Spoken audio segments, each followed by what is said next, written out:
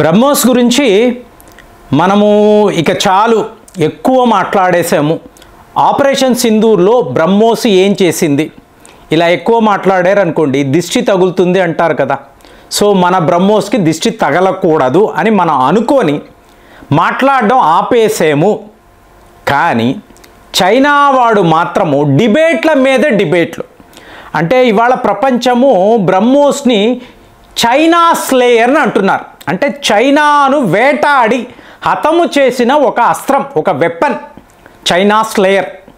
అంటే ఇప్పుడు dragon slayer అంటారు చూసారా, అంటే ఒక వీరుడు వెళ్ళి డ్రాగన్తో యుద్ధము చేసి దానిని నరకడం, సో స్లేయర్ అంటారు. అలాగా బ్రహ్మోస్ని చైనా స్లేయర్ అని చెప్పి మాట్లాడుతున్నారు. సో సౌత్ చైనా మార్నింగ్ పోస్టులో ఒక కథనం, అంటే ప్రపంచంలో ఉండే యుద్ధ నిపుణులను పిలిచి అసలు ఈ బ్రహ్మోస్ అనబడే అస్త్రము ఏమిటి, చైనా వాడు అంటే డేటా కలెక్షన్ చేస్తున్నాడు. వాడికి ఎంతలా ఉందంటే రష్యా వాళ్ళని అడిగితే ఇది భారత్తో మాకు ఉండే జాయింట్ వెంచర్ కాబట్టి ఈ అస్త్రాన్ని నేను మీకు ఇవ్వలేము, కావాలంటే మీరు భారత్తో మాట్లాడుకోండి, మనం ఎందుకంటే చైనా వాడికి ఇస్తాం, బ్రహ్మోస్ ఇవ్వాల్సిన అవసరం ఏంటి. కాబట్టి వీడికి ఏంటంటే మింగుడు పడ్డం లేదు, కడుపు నొప్పి. ఈ బ్రహ్మోస్ పేరు చెప్తేనే ఎక్కడ లేని కోపము, కానీ బయట చెప్పుకోవడానికి లేదు. ఎందుకు? చైనా అంటేనే ఒక అడ్వాన్స్డ్ కంట్రీ, బ్రహ్మోస్ కన్నా పవర్ఫుల్ అస్త్రాలు మా వద్ద ఉన్నాయి అనే భ్రమలో, ప్రపంచాన్ని ఒక భ్రమలో ఉంచాలని ప్రయత్నం చేస్తాడు. సో ఇప్పుడు ఏం చేశాడు, భారత్ వచ్చి పాకిస్తాన్పై ఆపరేషన్ సింధూర్ నిర్వహించారు. ఇందులో బ్రహ్మోస్ యొక్క రోల్ అంటే బ్యాటిల్ ఫీల్డ్ ప్రూవెన్ అన్నమాట, వార్ ప్రూవెన్. ఒక యుద్ధము జరిగినప్పుడు ఒక అస్త్రాన్ని మీరు వాడి ప్రపంచానికి చూపించారు అనుకోండి, దాని యొక్క రిజల్ట్స్ గమనిస్తారు.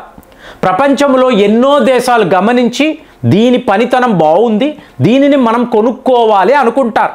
సో ఇవాళ చైనా వాడు ఇస్తున్న డేటా ప్రకారము 15 దేశాలు, ఇది మనం కాదండి, మనం ఏదో గొప్పలు చెప్పుకున్నాం, డిఆర్డిఓ నిపుణులు కాదండి, చైనా వాడు తన సౌత్ చైనా మార్నింగ్ పోస్ట్, ఇది హాంకాంగ్ నుంచి రిలీజ్ అయ్యే ఒక పత్రిక, ఇందులో వచ్చిన కథనం గురించి నేను చెప్తున్నాను.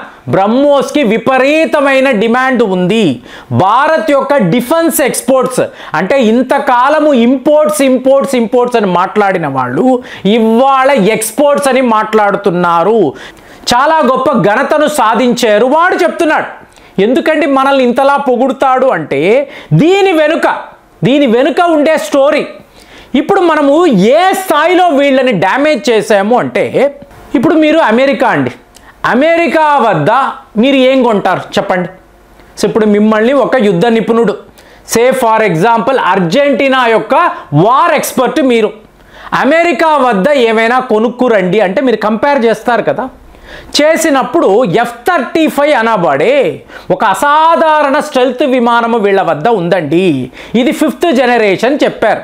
కానీ ఇక్కడ ఏమైంది, కేరళలో దానికి మనము సిటిజన్షిప్ ఇచ్చాం, ఆధార్ కార్డు ఇచ్చి ఇది మా పౌరుడు అని చెప్పి వాడి పరువు తీసాం. మీకు యూకే నుంచి వచ్చి ఉండొచ్చు, కానీ టెక్నాలజీ ఎవరిది, లాక్హీడ్ మార్టిన్, అమెరికాలో మీకు మిలిటరీ కాంప్లెక్స్లో నంబర్ 1 సంస్థ. వాడు తయారు చేసిన ఒక యుద్ధ విమానాన్ని మనము అక్కడ OLXలో అమ్మకానికి పెట్టాం, అయిపోయిందా వాడి పని. రష్యా అంటాం, రష్యా దగ్గర అద్భుతమైన అస్త్రాలు ఉన్నాయి, శాంక్షన్స్, ఎవరు వెళ్ళి రష్యా వద్ద కొనలేరు, అయిపోయింది. ఇప్పుడు చైనా అన్నారు అనుకోండి, చూడండి ఇక్కడే విచిత్రం, చైనా అన్నప్పుడు మొన్న మనకు దొరికిపోయాడు. ఆపరేషన్ సింధూర్లో పాకిస్తాన్కి సహాయం చేస్తానని చెప్పి వాడి అస్త్రాలనంతా బయట పెట్టి మనకు లిటరల్గా దొరికిపోయాడు. సో వాడి యొక్క ఎలక్ట్రానిక్ సిగ్నేచర్ JF-10 అనండి, JF-17 అనండి, PL-15 వచ్చి మన దేశంలోనే పడింది. HQ-9 అనబడే అడ్వాన్స్డ్ ఎయిర్ డిఫెన్స్ సిస్టమ్ మీకు అక్కడ ముక్కలు అయ్యింది.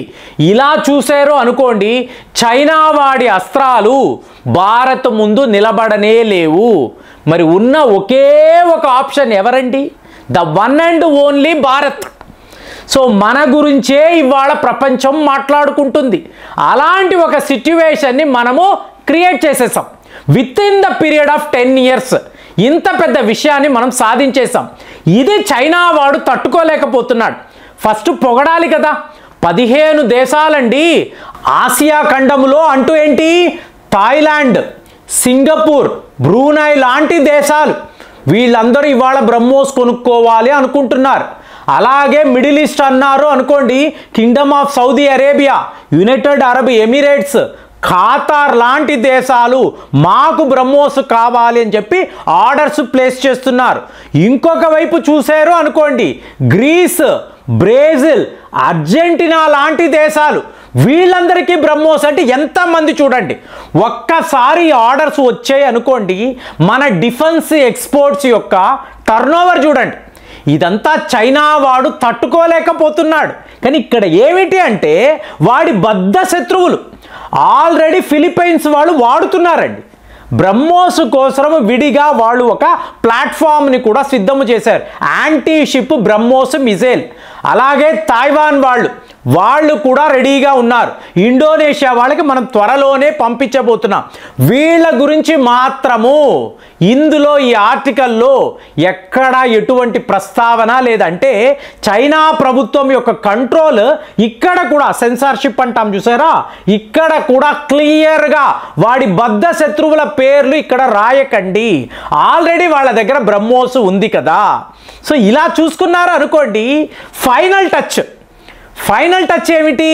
బ్రహ్మోస్ అంటున్నారు కదా, ఇది భారత్లో తయారైన టెక్నాలజీయా? రష్యా వాళ్ళు కదా ఇచ్చారు. రష్యా వాళ్ళు ఇచ్చిన స్క్రామ్ జెట్ని కదా వీళ్ళు వాడుతున్నారు. మరి ఆ క్రెడిట్ అంతా రష్యా వాళ్ళకి కదా వెళ్ళాలి. రష్యా వాళ్ళు మా ఆప్తమిత్రులు కదా. మరి ఎందుకురా నీకు బ్రహ్మోస్ ఇవ్వడానికి వాళ్ళు నిరాకరించారు? ఇవాళ బ్రహ్మోస్ అనబడే మిజైల్ భారత్లోనే, నాసిక్, హైదరాబాదులోనే తయారవుతుంది కదా. మరి టోటల్గా ప్రొడక్షనే మా దేశంలో జరుగుతున్నప్పుడు ఇది రష్యా టెక్నాలజీ, భారత్కి అంతా క్రెడిట్ ఇవ్వకూడదు, రష్యా వాళ్ళని కూడా కలుపుకోవాలంటే ఇంకా కూడా మనము ఫారిన్ టెక్నాలజీ మీద డిపెండ్ అవుతున్నాము. ఇది వీళ్ళ వాదన. మెల్లమెల్లగా ఫస్ట్ పొగుడుతాడు, అంటే అమెరికా స్టైల్, మీరు చాలా గొప్పవాళ్ళండి, మీరు అద్భుతమండి, కానీ మీ దగ్గర ఫలానా అస్త్రం లేదు, మేము మీకు ఇస్తాము, కొనుక్కోండి, ఇన్ని మాట్లాడతాడు. సరిగ్గా చైనా వాడు కూడా ఇవాళ ఇలాగే సర్వము చెప్పి, నీ దగ్గర ఒక బ్రహ్మాస్త్రమే ఉంది, పాకిస్తాన్లో మేము చూసాము, అద్భుతం ఇది, 15 దేశాలు కొనుక్కోవాలనుకుంటున్నారు, కానీ ఈ టెక్నాలజీ నీది కాదు కదా, రష్యా వాళ్ళు కదా నీకు ఇచ్చారు, వాళ్ళతో ఇది జాయింట్ వెంచర్ కదా, ఇన్ని మాట్లాడి ఆఖరికి ఇదంతా జరగాలి అంటే నువ్వు ఒక సూపర్ పవర్గా ఎదగాలి అంటే పొలిటికల్ సపోర్ట్ కూడా ఉండాలి కదా. అంటే వీడి లెక్క ఏంటి? మోదీ గారు ఉన్నారు కాబట్టి ఇదంతా మీరు చేస్తున్నారు, ఇంత గొప్పగా చెప్పుకుంటున్నారు, ప్రైడ్ ఆఫ్ బ్రహ్మోస్ అని మాట్లాడుతున్నారు. రేపు మోదీ గారు లేరు అనుకోండి, మీకు రాహుల్ గాంధీ గారు ఉన్నారు, ఏం చేస్తారు? దేశానంతా తీసుకువెళ్ళి అమ్మేస్తారు కదా. ఇక బ్రహ్మోస్ ఉండదు, డిఆర్డిఓ వాళ్ళ శాస్త్రవేత్తలు ఏ పనులు చెయ్యరు, ఈ టెక్నాలజీ అంతా తీసుకువెళ్ళి అమెరికాకు, చైనాకు, ఇటలీకి ఇచ్చేస్తాడు కదా.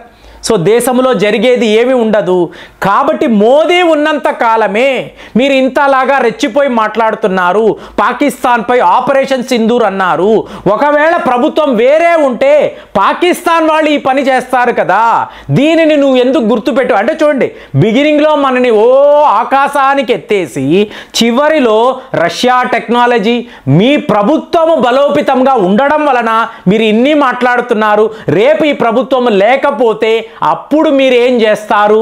ఇదంతా చైనా వాడు మనల్ని అడుగుతున్న ప్రశ్న. మొత్తానికి ఒక మ్యాగ్నిఫిసెంట్ ఆబ్సెషన్ అనేది వీడికి బ్రహ్మోస్ పై ఉంది. బ్రహ్మోస్ టెక్నాలజీని ఎట్టి పరిస్థితుల్లో తాను సాధించాలని చెప్పి వీడు అహర్నిశలు 24/7 ప్రయత్నాలు చేస్తూనే ఉన్నాడు. రష్యా వాళ్ళు నో అన్నారు, ఇవాళ భారత్ వద్ద వచ్చి అడిగే ధైర్యం లేదు. మరి చైనా వాడికి బ్రహ్మోస్ టెక్నాలజీ అనేది అంత ముఖ్యమా?